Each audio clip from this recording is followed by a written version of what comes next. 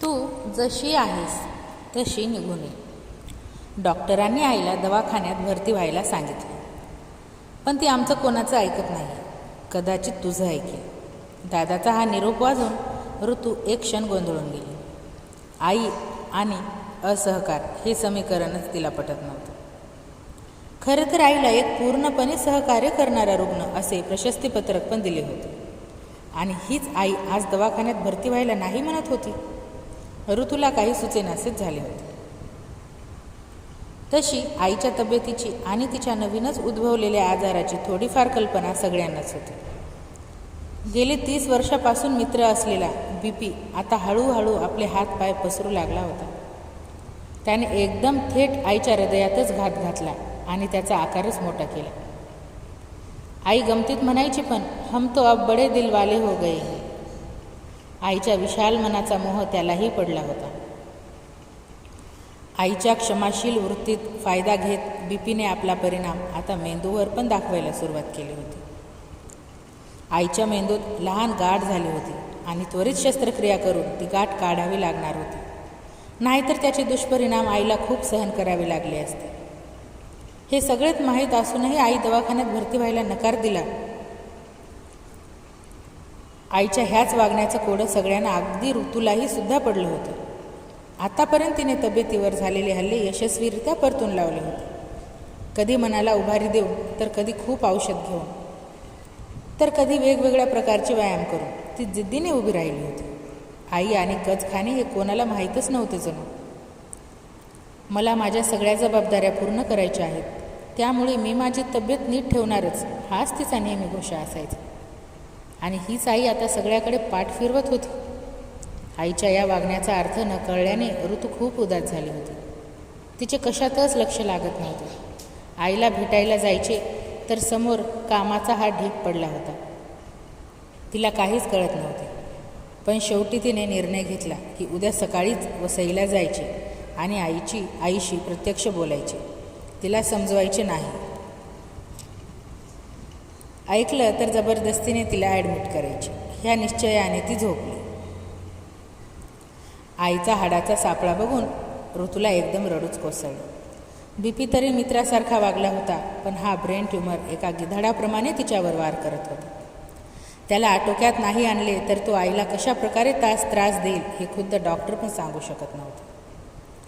आई, अगं काय हा वेडेपणा, तू कोणाचंच ऐकत का नाही आहेस? ऋतू, ह्या विषयावर खूप चर्चा झाली आहे. मला परत तू बोलायला लावू नकोस. आता माझा निश्चय अटळ आहे. तरीसुद्धा मला खरं कारण जाणून घ्यायचं आहे. तुझं कारण जर खरंच योग्य असेल तर कदाचित मी तुझी बाजू इतरांना समजावूनही सांगू शकेन. कारण सांगायला हवं का? आईच्या या अगतिक प्रश्नावर ऋतू काहीच बोलली नाही, पण तिने आईशी अबोलाच धरला. बराच वेळ ऋतू काहीच बोलत नाही हे पाहून शेवटी आईच म्हणाली, ऋतू, तुला माहीत आहे या शस्त्रक्रियेला किती खर्च येतो? कमीत कमी 6 ते 7 लाख. आणि एवढा खर्च आता करणं मला नाही पटत, म्हणून मी नाही म्हणत आहे.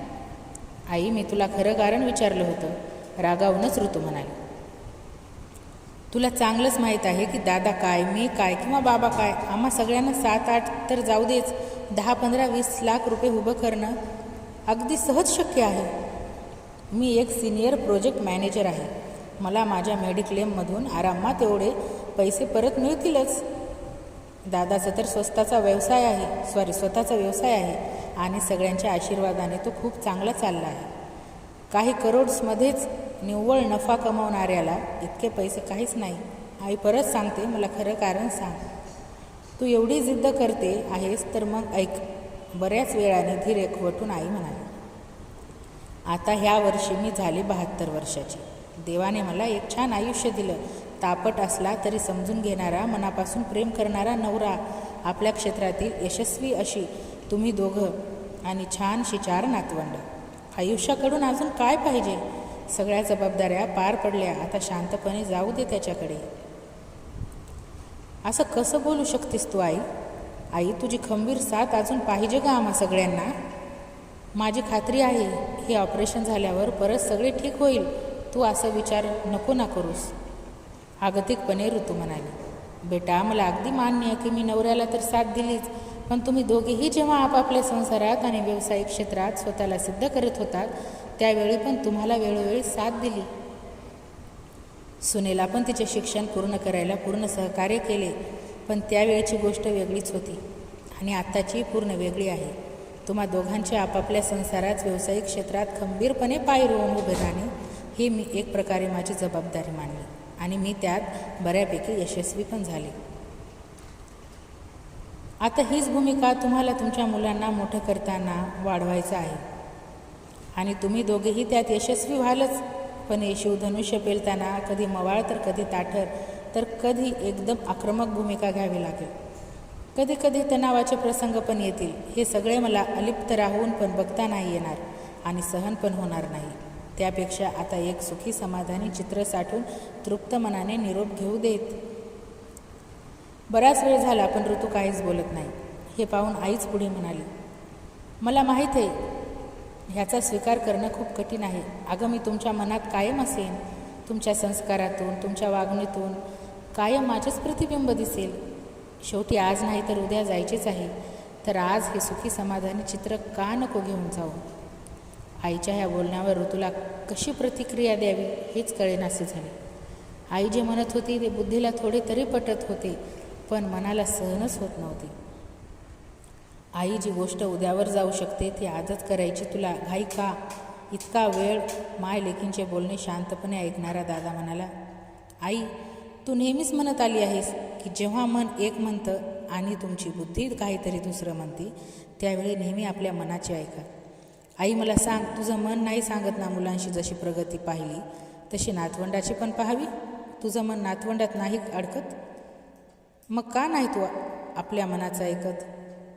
नाही रे राजा, कुठल्याही यशाकडे नेणारा मार्ग सोपा नक्कीच नसतो. अनेक अडथळे असतात. तुम्हा दोघांचं अडखळणं पडणं मी पाहू शकले. तुम्हा दोघांना परत उभं राहायला मी मदत पण करू शकले, पण नातवंडांचं तसं नाही रे. अरे साकेतचा TV कमी करण्यासाठी तू ओरडतोस त्यावेळी माझा जीव तुटतो रे. नातवंडाचं पडणं झडणं आता नाही पाहू शकत. त्यांच्या चांगल्यासाठी तू जेव्हा खंबीरपणे निर्णय घेशील तर कदाचित मीच पहिला अडथळा असेल रे. पण आम्हाला तसं वाटत नसेल तर, आणि तुझा अडथळा पण आम्हा व्यवस्थित पार पडला तर तुझी काही हरकत नाही ना. दादाच्या या प्रश्नावर आई काही क्षण बोलेनाशी झाली. ठीक आहे, तुम्ही आपल्या राजगुरू डॉक्टरांना भेटा. ते जर हो म्हणाले तर मी ऑपरेशन करायला तयार आहे. डॉक्टर राजगुरू हे फॅमिली डॉक्टर. ऋतुजाचा जन्म पण त्यांच्याच देखरेखीखाली झालेला होता. ते पूर्ण कुटुंबाला ओळखत होते. आईची त्यांच्यावर नितांत श्रद्धा होती. तिला जर का दुसऱ्या डॉक्टरकडे जावे लागले तरी ती तिची सगळी उपचाराची त्यांच्याकडून खात्री करून घ्यायची. ऋतू आणि दादा तर नेहमीच त्यांचेच उपचार घ्यायचे. आता तर त्या दोघांची मुले पण त्यांचेच सल्ले मानायची. दोनही कुटुंबामध्ये एक वेगळाच जिव्हाळा होता. म्हणूनच आईला त्यांची खूप खात्री होती की ते योग्य सल्ला देते. आई जे म्हणते आहे ती स्वीकारायला जरी कठीण असली तरी योग्य आहे. राजगुरू डॉक्टराचे हे म्हणणे ऐकून बाबा दादा ऋतू सगळ्यांनाच धक्का बसला. डॉक्टर तुम्ही असं कसं म्हणता. बाबांना आपला आवेग आवरता आला नाही. आम्ही तुमच्याकडे एका आशा घेऊन आलो आहोत की तुम्ही आईला ऑपरेशनसाठी तयार कराल. आईचा स्वतःवर नाही एवढा तुमच्यावर विश्वास आहे आणि तुम्ही असं म्हणता, असे ऋतू म्हणाले.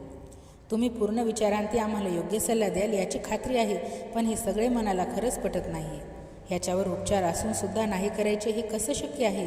बाबांना शांत करत दादा म्हणाला, परमेश्वराची अजब निर्मिती म्हणजेच आपला मानवी मेंदू. डॉक्टरांना आव्हान देणारा शरीरातला अवघड अवयव म्हणजे मानवी मेंदू. ह्या मेंदूला तो करत असलेल्या कामाला समजणं म्हणजेच एकदम अवघड काम आहे. आत्तापर्यंत फक्त 20% मेंदू आणि त्याचे कार्यशास्त्रज्ञांनी समजले नाही. अजून 80% मेंदू समजलाच नाही. मेंदूच्या तक्रारीवर अजून खात्रीशीर उपचार निर्माण झाले नाहीत. म्हणजे ऑपरेशन झाल्यावर आईची सुधारण्याची आशा फक्त 5%. ऋतूचे वाक्य मध्येच तोडत डॉक्टर म्हणाले, शिवाय आईवर त्याचे अजून काय परिणाम होतील सांगणे खूप कठीण आहे. कदाचित ती हिंडू फिरू पण शकणार नाही. पण डॉक्टर, इतर डॉक्टर तर खूप वेगळं सांगत आहेत. ते तर आमच्या पाठीच लागले आहेत की लवकरात लवकर भरती व्हा. तुम्ही गैरसमज नका करू. ते म्हणत आहेत की ती ठीक होऊन हिंडा फिरायला लागेल. बाबा म्हणाले, तुम्हाला आणि या वैद्यकीय क्षेत्राला मी चांगलंच ओळखतो. हा मेंदू सगळ्यांना चांगलाच आव्हान देत आला आहे. त्यांना ह्या केसमधून एक अनुभव घ्यायचा आहे. डॉक्टरांना चांगलीच कल्पना आहे की तुम्ही सगळेजण सुशिक्षित आहात. उद्या रुग्णाचं काही बरं वाईट झालं तर तुम्ही समजून घ्याल. माझा अनुभव आणि त्यांची तब्येत सांगते की हे ऑपरेशन त्या सहन नाही करू शकणार. त्यांना अनुभव मिळणार असेल तर तसं. हा अनुभव आज ना उद्या उपयोगी पडेल आणि आम्हाला पण समाधान की आईसाठी आम्ही सगळे प्रयत्न केले, असं दादा म्हणाले. हा अनुभव फक्त मोजक्याच लोकांना उपयोगी पडेल. खरंच तसं वाटत असेल तर त्यांचे देहदान करा एका चांगल्या वैद्यकीय रुग्णालयाला. त्यांचे नेत्रदान करा. आईसाठी काही करायचे असेल तर त्यांचे हे दिवस उत्तम कसे जातील हेच बघा. त्यांना आता एकाच गोष्ट देऊ शकता तुम्ही, ती म्हणजे तुमचा वेळ. डॉक्टर राजगुरू आपले म्हणणे संपवत म्हणाले, त्यांच्या धीराचा सन्मान करा आणि साथ द्या. ह्या नीट होण्याच्या जंजाळात अडकू नका. सगळ्यांच्या मताला ना जुमानता दादाने तिला भरती केलीच, पण BP आटोक्यात न आल्याने तिला परत घरी आणावे लागले. स्वीकारायला कठीण असला तरी आईचा निर्णय नेहमीप्रमाणेच योग्य ठरला. हळूहळू तिची तब्येत ढासाळत होती. तिचे हे हाल तिच्या मित्राला पण बघवले नाही आणि त्यानेच तिची ह्या सगळ्यातून सुटका केली. BP अचानक खूप वाढल्याने ब्रेन इंज्युरी होऊन तिची प्राणज्योत मावळली. गरज असेल तेव्हा पूर्ण शक्तीनिशी लढायचं असतं, धावायचं असतं आणि योग्य वेळी थांबायचं असतं. जाता जाता ही शिकवण आई आम्हा सगळ्यांना देऊन गेली होती.